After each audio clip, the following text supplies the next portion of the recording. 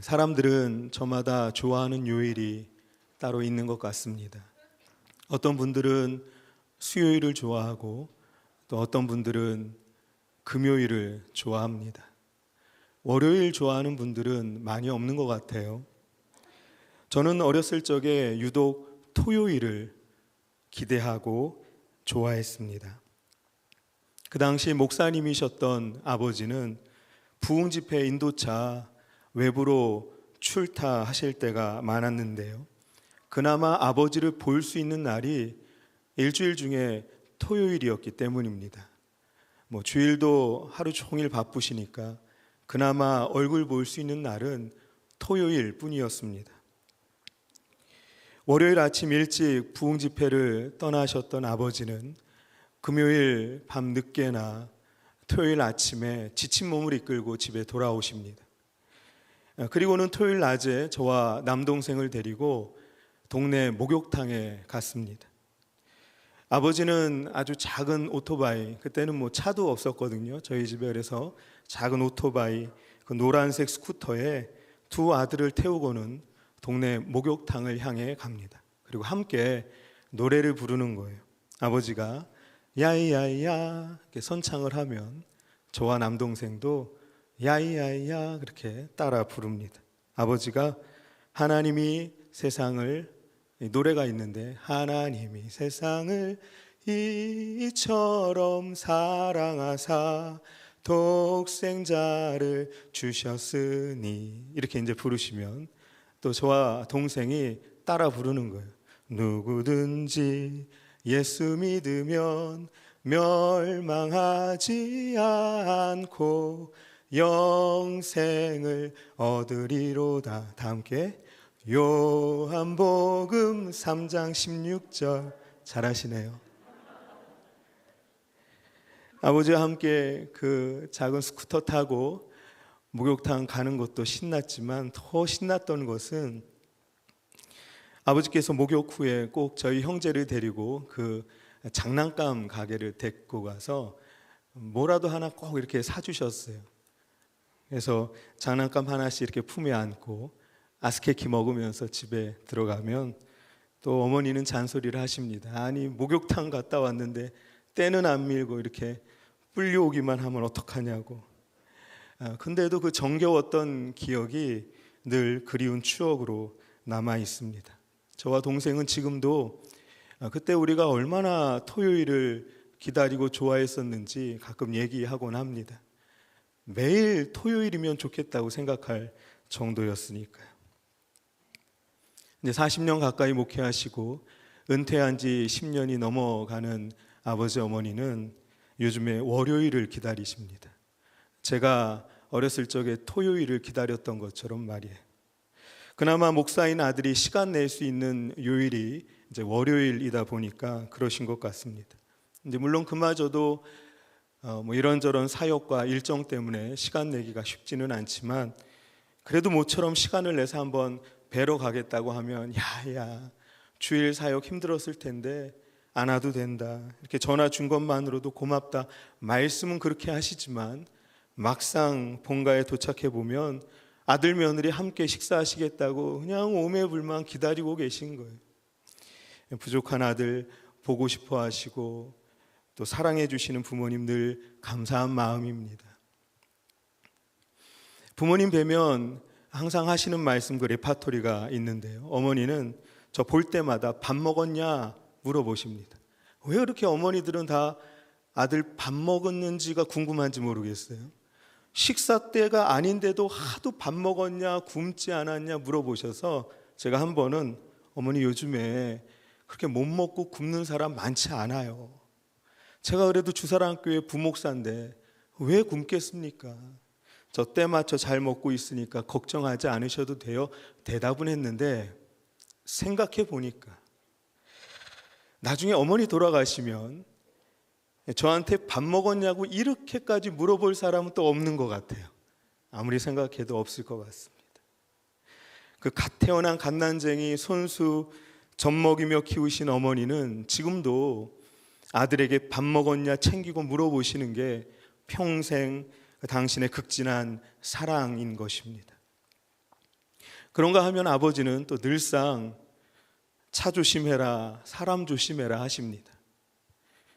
하도 그러셔서 아버지 저 운전 무사고 25년째예요.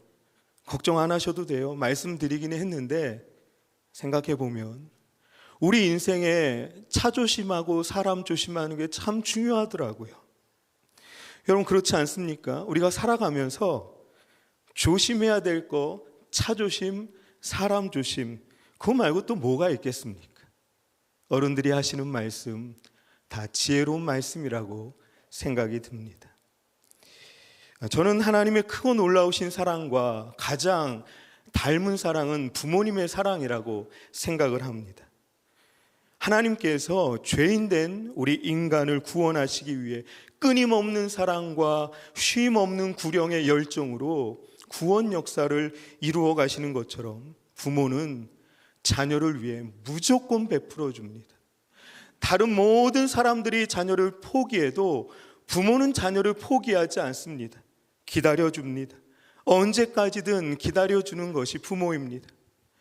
다 죽어도 더 주고 싶어서 안달하시는 분들이 부모들입니다.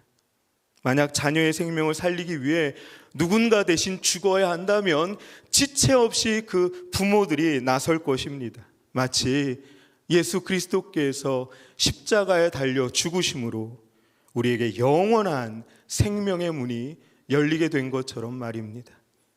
신학자 루터는 부모가 하나님의 대리자이며 자녀에게 하나님의 현존을 나타내는 가장 확실한 요소가 된다고 했습니다. 부모가 하나님의 대리자이며 자녀에게 하나님의 현존을 나타내는 가장 확실한 요소가 바로 부모다. 근데 여러분 굳이 그런 어려운 신학적 얘기를 인용하지 않더라도 우리는 얼마든지 부모를 통해 자녀들이 하나님의 사랑과 은혜에 대해 알아갈 수 있다는 것을 경험적으로 느끼고 있습니다. 여러분 가정이라는 것은 결코 인간 문명의 산물이 아닙니다. 진화론의 결과물이 아니에요. 아담과 하와를 통해 가정을 만드시고 자녀를 양육해 하신 하나님은 이 땅에 가정을 세우신 분입니다. 가정의 질서를 부여하시고 사랑으로 서로를 섬기도록 알려주신 분이 바로 하나님이십니다. 하나님께서는 성경 곳곳에 가정에 관한 말씀들을 많이 기록하게끔 하셨는데요. 그 중에서도 특별히 자녀들이 부모를 공경해야 할 것에 대해 반복해서 강조하고 있습니다. 여러분 십계명 그 계명을 한번 생각해 보시면 하나님이 모세를 통해 이스라엘 백성들에게 10가지 계명, 십계명을 주셨는데요. 그 십계명은 크게 2가지 내용으로 요약해 볼 수 있습니다. 나 외에 다른 신들을 섬기지 말라는 1계명에서 안식일을 거룩하게 지키라는 4계명까지는 하나님과의 관계, 즉 하나님 사랑을 의미하는 내용이고, 부모를 공경하라는 5계명에서 내 이웃의 아내나 그 모든 소유를 탐내지 말라는 10계명까지의 계명들은 이웃과의 관계, 즉 이웃 사랑에 관한 내용입니다. 그런데 여기서 우리가 주의해야 할 것은 이웃과의 관계에 관한 계명 중에 첫 번째 계명이 바로 부모를 공경하라는 내용입니다. 여러분, 나 자신을 제외한 이웃과의 관계에 있어 첫 번째로 중요한 것이 부모님과의 관계이며 부모님에 대해 공경의 태도를 가져야 한다는 것을 하나님께서 십계명에 명확하게 못 박아 명령하셨습니다. 성경에 게시된 하나님의 말씀을 자세히 알지 못하고 기독교를 불효의 종교로 오해하는 분들이 계신데 그건 정말로 크게 오해하시는 거예요. 기독교야말로 효도를 중요하게 여기고 있습니다.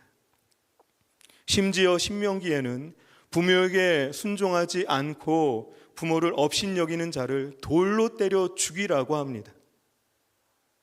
로마서에는 부모를 거역하는 죄를 살인과 동급의 죄로 그렇게 취급하면서 결코 영원한 형벌을 면치 못할 것이라고 아주 강력하게 경고하고 있습니다. 그러니 기독교는 그야말로 효도를 중요하게 여긴다고 얘기할 만하지 않겠습니까? 그런데 여러분, 우리는 왜 부모를 공경해야 할까요?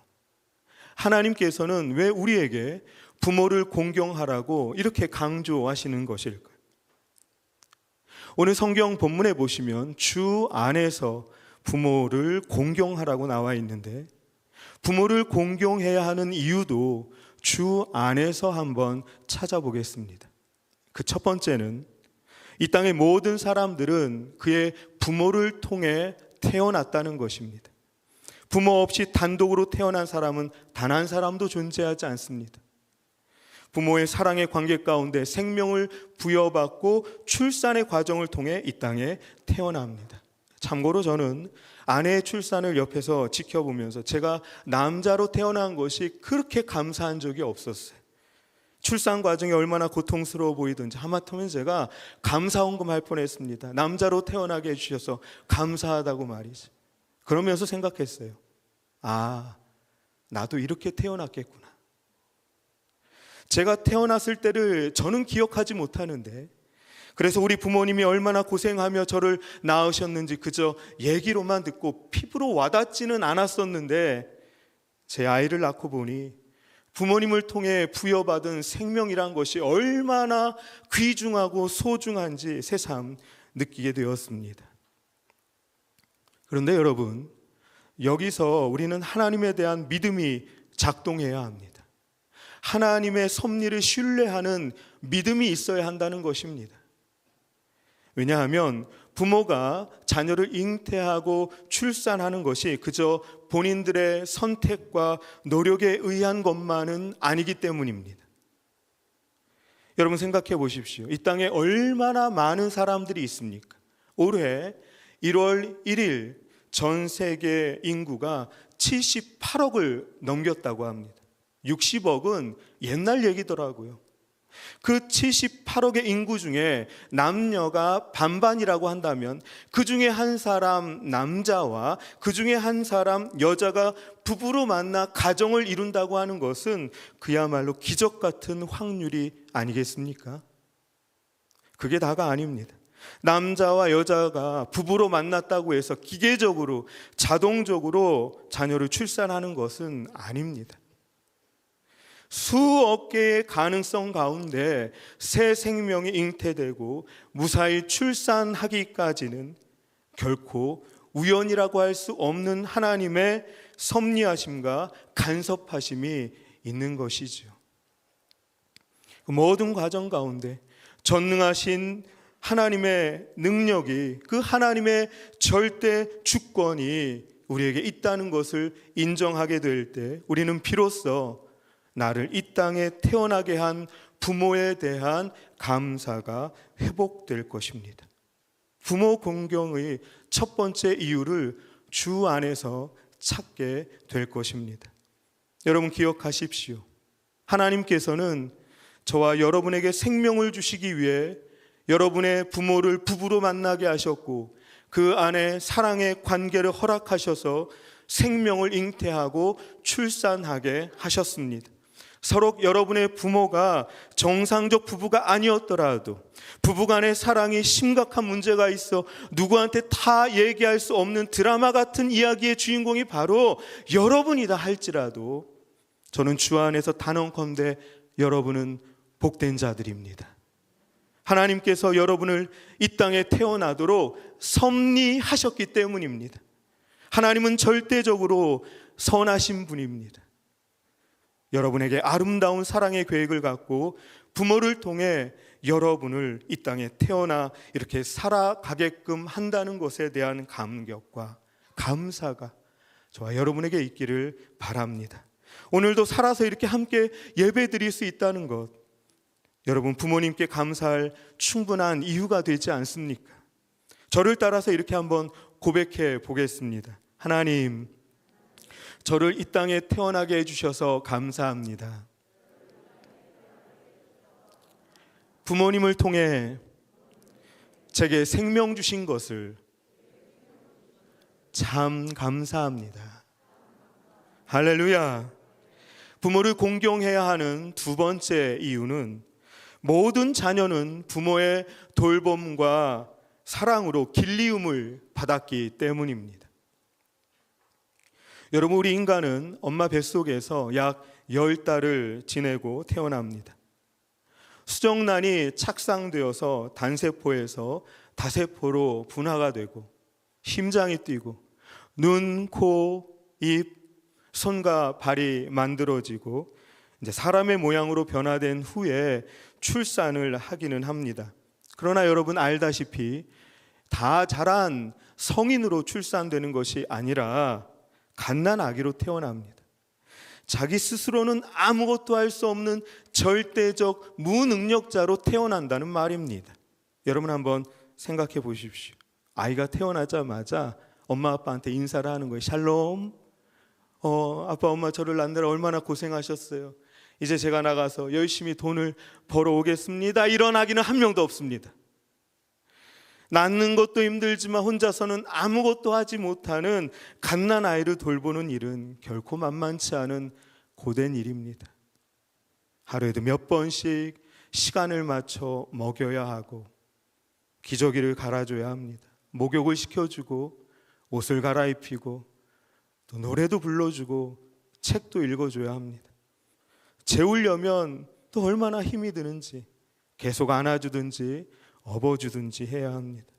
여러분, 아기는 절대로 아빠 엄마를 봐주는 법이 없습니다.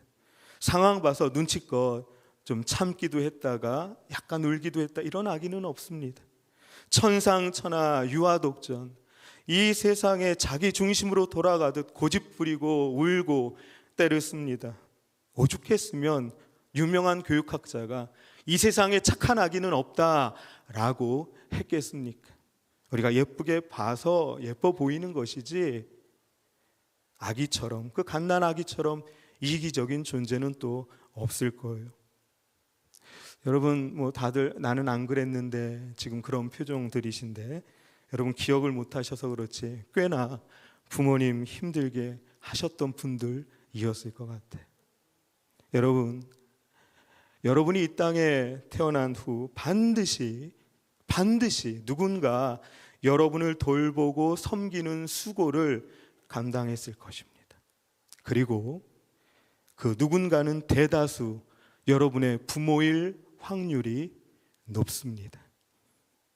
그런데 많은 사람들은 아주 어릴 때 받은 그 부모의 돌봄과 사랑을 잘 기억하지 못하죠.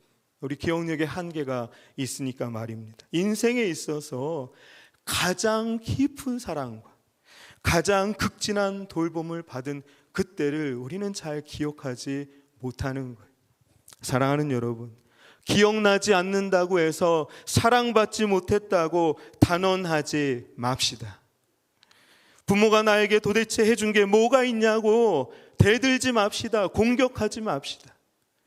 스스로는 아무것도 할 수 없는 갓난아기가 누군가의 절대적 헌신과 도움으로 자라나는 것입니다. 모든 시간과 에너지를 자녀를 돌보는 데 쏟아부은 부모가 없었다면 이 자리에 단 한 사람도 이렇게 우리는 만날 수 없을 것입니다. 당연하다고 생각하면 감사할 것은 하나도 없습니다. 물론 부모 쪽에서는 당연히 내가 해야 할 일이었다고 하겠지만 자녀 쪽에서는 그저 모든 것이 감사할 일입니다. 생각해 보십시오. 잘 모르는 사람이 나에게 아무 대가 없이 먹을 것을 제공하고 다만 얼마 동안만이라도 돌봐주었다면 우리는 얼마나 감사하고 감동하겠습니까? 왜 부모가 자녀를 돌보는 것을 당연한 것이라고 하면서 아니 부모가 돼서 그 정도는 다 해야 되는 것 아니냐고 핏대를 높이고 대드냐는 것입니다. 물론 부모 중에는 부모 역할이 약간 서툰 분들도 있을 것입니다. 자녀를 충분하게 사랑하고 공감하고 소통하는 능력이 부족해 보이는 분들도 있을 수 있습니다.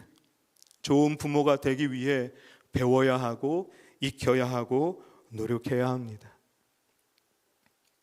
그러나 여러분, 한 가지 이해해야 할 부분이 있습니다. 이 세상의 모든 부모는 부모 된 것이 처음인 사람들입니다. 처음 아이를 낳고 처음 아이를 돌보고 기르는 것이죠. 미리 연습을 해봤겠습니까? 리허설을 해봤겠습니까? 첫째 아이 낳고 길렀으니 둘째는 좀 수월하겠지. 아니요, 첫째와 둘째는 또 다르더라고요. 쌍둥이도 다른데요. 아이의 성향이 다르고 부모의 상황도 다르고, 그래서 부모는 자녀를 키울 때마다 그때마다 또 처음이 되는 거예요. 처음은 누구에게나 다 어렵습니다. 다른 이유가 아니라 그냥 처음이라는 것 자체가 어마어마한 부담을 주는 것 같아요. 잘 모르고 헤맬 수밖에 없는 미로 찾기가 육아가 아닌가 싶습니다. 이 예배의 자리에 참여한 이제 막 육아를 시작한 부모님들이 계시다면 주님의 사랑으로 격려하고 축복해드리고 싶습니다. 여러분이 하는 일은 결코 작은 일이 아닙니다. 가장 위대하고 값진 일을 기쁨으로 감당하며 하나님의 은혜를 구하는 하나님의 사람들 되시기를 바랍니다. 분명히 이런저런 여러 가지 육아의 스트레스가 엄연히 있음에도 불구하고 부모가 자녀를 돌보고 키울 수 있는 이유는 하나님께서 인간의 본성에 부성애와 모성애라는 도덕성을 부여하셨기 때문입니다. 부모가 자녀를 돌봐야 한다는 것은 교과서를 통해 배울 수 있는 게 아니에요. 창조주 하나님께서 사람들을 지으실 때 본능적으로 자녀를 향한 애틋한 마음과 또 돌볼 수 있는 능력과 지혜를 하나님이 허락해 주신 것입니다. 사랑하는 여러분, 오늘 예배 가운데 하나님이 부모를 통해 나를 돌봐주셨구나 하는 깊은 감사가 회복되시기를 축복합니다. 결코 나 혼자의 힘으로 지금껏 살아온 것이 아니에요. 책을 12권 써도 모자란 여러분의 기구한 인생이라 할지라도 그 가운데 참으로 기가 막힌 하나님의 돌보심이 분명히 그 누군가를 통해 여러분에게 제공되었다는 것을 잊지 마시기 바랍니다. 그 누군가의 지극한 돌봄을 통해 하나님의 돌보심을 이해하게 되고 부모의 한없는 수고를 통해 하나님의 일하심을 경험하게 됩니다. 우리를 지키시는 여호와는 졸지도 아니하시고 잠도 자지 아니하시고 낮에 해와 밤에 달이 우리를 상하도록 내버려 두지 않고 지켜주신다는 시편 121편의 고백이 저와 여러분의 고백이 되기를 축복합니다. 할렐루야.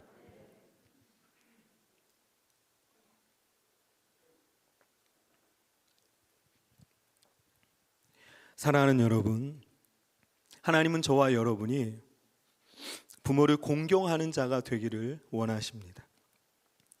부모를 사랑하는 자녀 되기를 간절히 원하십니다. 부모님을 공경하고자 할 때 어떻게 공경할 수 있을까요? 주 안에서 공경한다는 것은 무슨 의미가 있을까요? 우선은 부모님을 위해 기도하는 것이 필요합니다. 여러분, 시간마다 부모님을 위해 기도해 주십시오. 마음을 담아 기도해 주시기 바랍니다. 부모님의 여생에 하나님의 은혜가 충만하시기를, 건강과 기쁨을 허락하여 주시기를, 늘 주님과 동행하며 믿음으로 살아가시길 간절히 중보하며 기도해 주십시오. 일평생 자녀들을 위해 애쓰고 수고하시며 기도해 주신 부모님들, 이제는 자녀들이 부모님을 위하여 간구하고 기도할 때 그것이 바로 주 안에서 부모님을 공경하는 것이 됩니다. 특별히 아직 예수님을 믿지 않는 부모님을 둔 자녀들은 부모님의 영혼 구원을 위해 더욱 기도에 힘써 주십시오. 기도할 때 하나님께서 부모님을 공경할 수 있는 마음을 주시고 지혜도 주시고 구체적으로 섬길 수 있는 방법을 생각나게 하실 것입니다. 두 번째는 부모님을 기쁘시게 하도록 말과 행동으로 표현하는 것입니다. 잠언에는 너의 부모를 즐겁게 하며 너를 낳은 어미를 기쁘게 하라. 지혜로운 아들은 아비를 즐겁게 하여도 미련한 자는 어미를 업신여긴다고 합니다. 여러분, 농담으로라도 부모를 업신여기거나 얕보는 태도는 옳지 못합니다. 말 한마디라도 진실된 마음이 담기도록 주의해야겠습니다. 제가 자녀를 키우다 보니까 정말 예쁜 자녀는 말을 예쁘게 하는 자녀더라고요. 자녀된 여러분, 부모님이 기뻐하실 수 있도록 여러분 입술에 말에 파수꾼을 세우시기 바랍니다. 할렐루야. 부모님을 공경한다는 것이 말로만 끝나서는 안 되겠죠.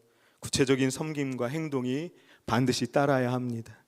여러분 한 번쯤 들어보셨을 텐데 감사라는 단어는 느낄 감, 사례할 사 이렇게 구성되어 있는 한자어라고 합니다. 감사하다는 것은 어떤 느낌만으로 끝나서는 안 되고 그 느낌을 구체적 표현으로 나타내어야 한다는 의미입니다.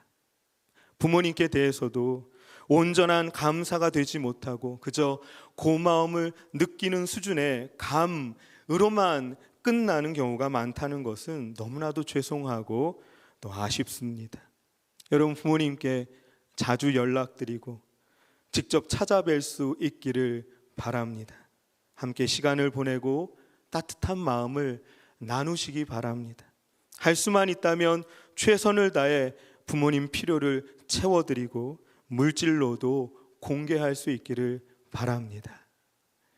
제가 예전에 언젠가 부모님 명절에 용돈을 드리면서 저희는 용돈을 드릴 때 항상 이렇게 편지를 같이 씁니다. 편지에 건강하세요, 기도하겠습니다. 그러면서 그 말미에 제가 이렇게 한번 썼었어요. 혹시 다시 태어나도 아버지 아들이고 싶습니다. 저도 목사고 아버지도 목사고 다시 태어나는 거 없다는 거 알고 있어요. 그냥 말을 그렇게 한 거죠. 혹시 다시 태어나도 아버지 아들이고 싶습니다. 아버지가 야 징그럽다 그러면서도 좋아하시더라고요.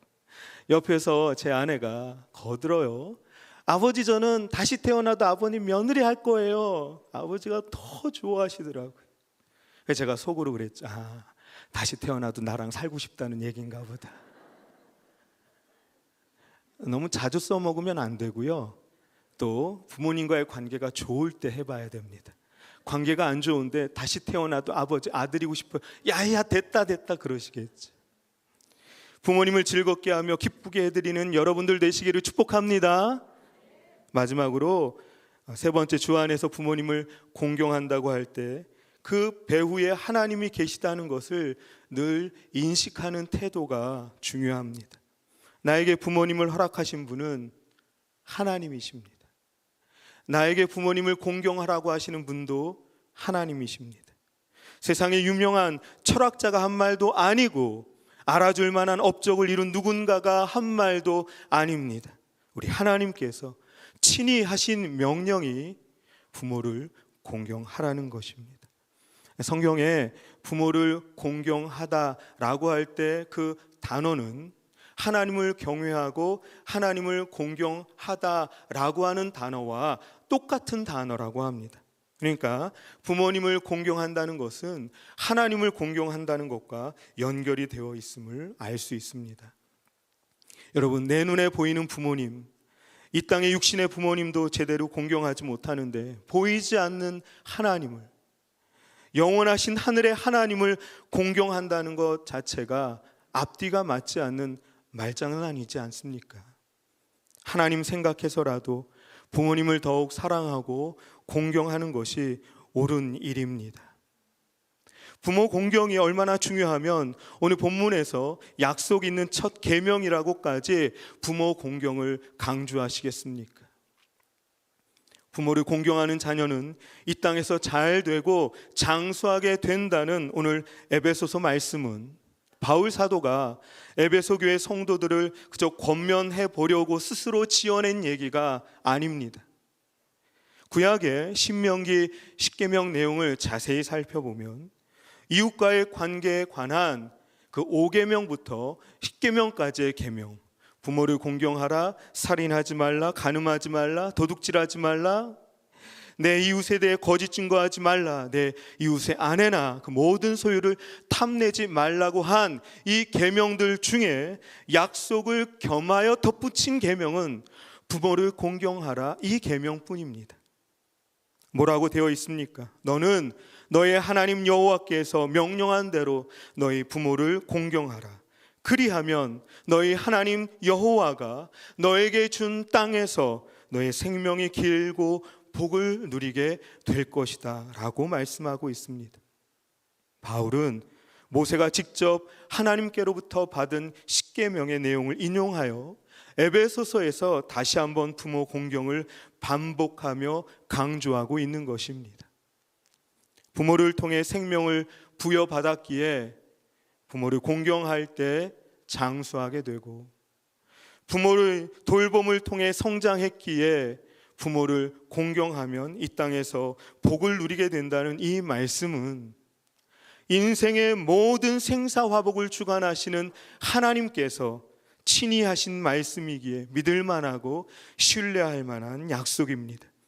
하나님은 능히 자신의 약속을 이루시고 말씀을 성취하시는 분임을 믿습니다. 그러나 여러분, 부모를 공경하면 단지 이 땅에서 모든 일이 원하는 대로 잘 되고 장수하는 축복을 누리게 된다는 것만을 의미하지는 않는 것 같습니다. 왜냐하면 실제로 부모님을 잘 공경했지만 이 땅에서 모든 일이 잘 되지 않고 또 실제로 장수하지 못한 자녀들도 있기 때문입니다. 그렇다면 하나님의 말씀은 거짓입니까? 그럴 리가 없지요. 오늘 하나님의 이 약속의 말씀은 영원한 축복과 연관이 되어 있는 것입니다. 우리가 하나님 말씀에 순종하여 받는 상급은 단지 내 눈에 보이는 이 땅에만 국한되어 있지 않습니다. 우리 하나님은 우리 눈에 보이는 이 모든 세상을 주관하시는 하나님이시기도 하지만 영원한 하늘나라를 통치하시는 하나님이시기 때문입니다. 사랑하는 여러분, 우리의 영과 육을 모두 잘 되게 하시는 하나님을 기대하십시다. 우리에게 영원한 생명, 영원한 장수를 허락하시는 하나님을 바라보십시다. 주님의 약속을 신뢰하며 육신의 부모를 공경할 때 반드시 하나님께서 복 주시고 영원한 상급을 허락하실 줄로 믿습니다. 찬송가 579장 가사를 소개하면서 설교를 마치고자 합니다. 찬송가 579장 가사는 이렇습니다. 어머니의 넓은 사랑 귀하고도 귀하다. 그 사랑이 언제든지 나를 감싸줍니다. 내가 울 때 어머니는 주께 기도드리고 내가 기뻐 웃을 때에 찬송 부르십니다. 아침 저녁 읽으시던 어머니의 성경책 손때 남은 구절마다 모습 본 듯합니다. 믿는 자는 누구든지 영생함을 얻으리. 들려주신 귀한 말씀 이제 힘이 됩니다. 우리 3절은 같이 한번 읽어볼까요? 시작. 홀로 누워 괴로울 때 헤매다가 지칠 때 부르시던 찬송소리 귀에 살아옵니다. 반석에서 샘물 나고 황무지에 꽃 피니 예수님과 동행하면 두려울 것 없어라. 같이 또 온유하고 겸손하며 올바르고 굳세게 어머니의 뜻받들어 보람있게 살리라. 풍파 많은 세상에서 선한 싸움 싸우다 생명신에 흐르는 곳 길이 함께 살리라. 이 찬송의 가사를 지은 작사자는 주요한 선생으로 알려져 있습니다. 그는 목사인 부친과 어머니 사이에 8남매 중 마지로 태어나 평생 올곧은 신앙인으로 살아갔습니다. 일제 강점기에 참으로 궁핍하고 그 핍절한 고생스러운 시절 마리 팔람매지 얼마나 힘들었겠습니까? 그 팔람매 자녀들을 말씀으로 양육하며 믿음의 본을 보여주신 어머니를 떠올리며 가사를 쓴 찬송가 579장. 저희 할머니 천국 가셨을 때 장례 예배를 드리며 이 찬송 부르시다가 그렇게 눈물 흘리시던 아버지의 모습이 떠오릅니다. 실제로 이 가사처럼 살으셨던 할머니를 생각할 때 그 자녀된 아버지에게 말로 닿을 수 없는 감동과 또 위로가 있었나 봅니다. 저는 할머니와 가깝게 지낸 시간이 그렇게 많지는 않습니다. 할머니에 대해 잘 모릅니다. 그러나 할머니 천국 환송 예배 때 아버지께서 이 찬송을 부르시며 그렇게 감동받고 우시는 걸 보면서 할머니께서 어떻게 살으셨는지 저도 조금은 알겠더라고요. 부모와 자녀는 하나님이 만나게 해주신 참으로 소중한 만남입니다. 하나님의 섭리로 만난 부모와 자녀, 서로가 서로에게 복된 만남, 귀한 만남이면 참 좋겠습니다. 우리가 주님 앞에 서는 날 하나님의 선하신 인도하심에 감사하면서 함께 부둥켜 안고 마음껏 기뻐할 수 있는 날이 반드시 오게 되기를 기대합니다. 자녀된 여러분, 부모를 공경하라는 하나님의 말씀에 온전히 순종하여 하늘과 땅의 주관자이신 하나님 마음에 합한 자 되시기를 바랍니다. 하나님은 우리의 영원하신 아버지이십니다. 부모된 여러분, 여러분에게 허락하신 자녀의 주인은 바로 하나님이시라는 것을 기억하십시오. 내 것이 아니라 하나님이 잠시 나에게 맡겨주신 귀한 선물입니다. 부모된 여러분을 통해 자녀들이 하나님의 사랑과 은혜를 깨닫게 되며 훗날 자녀들이 여러분을 추억할 때 주님을 향한 올바른 신앙과 이웃을 향한 그 따뜻한 마음을 기억할 수 있도록 살아가시길 진심으로 축원합니다. 기도하겠습니다.